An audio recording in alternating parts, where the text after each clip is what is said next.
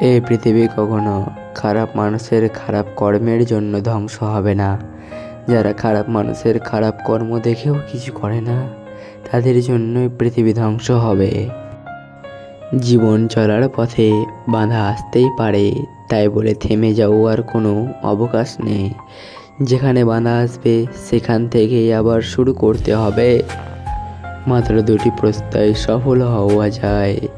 একটি হচ্ছে সঠিক লক্ষ্য নির্ধারণ করা, ঠিক যা তুমি করতে চাও, আর দ্বিতীয়টি হচ্ছে সেই লক্ষ্য কাজ করে যাওয়া।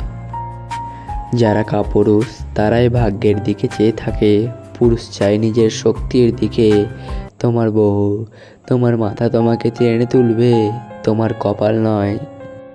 যারা আমাকে সহ্য করতে মানা করে দিয়েছিল, আমি তাদের প্রতি কৃতজ্ঞ, কারণ তাদের না বলারই জন্য আজ আমি নিজের কাজ নিজে করতে শিখেছি।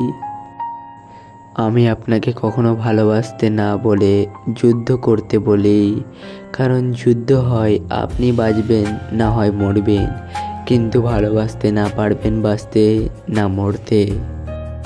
জন্মদিনের উৎসব পালন করাটা বোকামি। জীবন থেকে একটা বছর ঝরে গেল, সেই জন্য অনুতাপ করাই উচিত। সময় বেশি লাগলেও ধৈর্য সহকারে কাজ করো, তাহলে প্রতিষ্ঠা পাবে।